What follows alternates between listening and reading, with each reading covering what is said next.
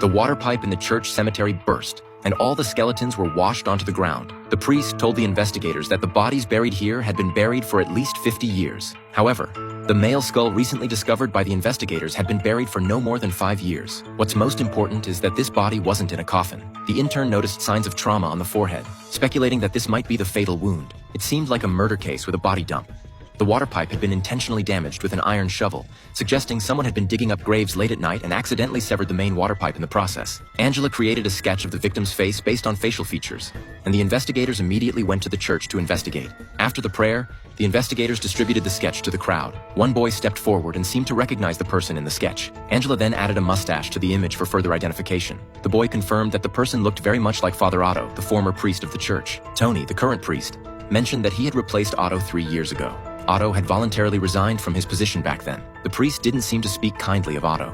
On the other side, Hu Jin found traces of trace amounts of gold at the fracture site. Combining this with the previously found iron shovel, it was speculated that the person who dug up the pipe was likely a grave robber. The fractures seemed to have been caused by the robber forcibly pulling out jewelry. Tony explained that the cemetery had always been managed by the priest. Throughout their conversation, Tony appeared to be showing symptoms of physical discomfort. The investigators quickly realized that this was a sign of fungal infection due to prolonged contact with corpses. Angela then retrieved the records of the deceased buried here and found that the burial items were all highly valuable. It seemed that Otto's death was likely connected to these jewels. At this moment, Camille brought some bad news. Due to the presence of fungi in the bodies in the cemetery, and the fact that the laboratory staff had all come into contact with the bodies, everyone involved was at risk of infection. The investigators checked the records of the Centers for Disease Control and discovered that 3 years ago, someone had already been infected with this type of fungus. That person was the only case in the area at the time. Sam explained that he had worked odd jobs at the parish and suspected he had contracted the fungus there.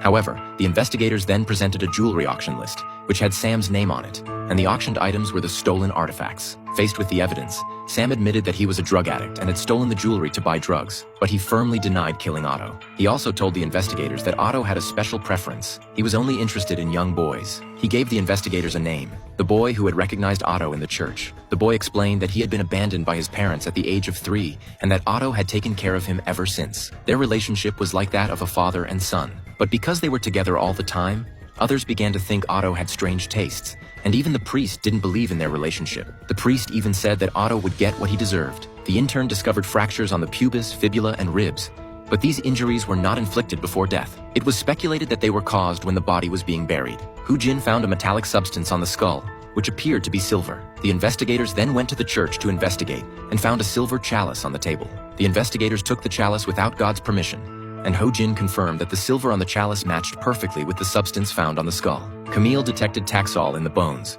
which confirmed that Otto had been poisoned. The high concentration of the toxin indicated that this was no accident. The toxin was made from boiling yew tree needles. The symptoms of poisoning included dizziness, vomiting, and stomach pain. Tony realized that these symptoms perfectly matched his own. More importantly, there were yew trees planted in the church district. It seemed that Tony was the next target.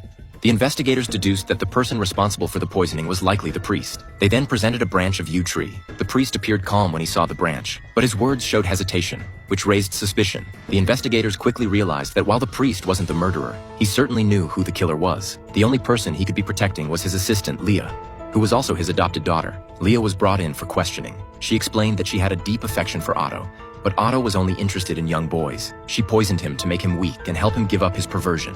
Unfortunately, after Otto fell due to the poisoning, he hit his head, and Leah wasn't sure if he was still alive. Fearing the worst, she couldn't bring herself to bury him right away, so she grabbed the chalice and stabbed him again. Regarding the poisoning of Tony, Leah explained that Tony didn't like her, so she had developed a twisted mindset of, if I can't have him, no one else will. Leah's warped psychology meant that if the earth didn't revolve around her, she would likely want to destroy it. With that, the case was closed. Thank you for watching.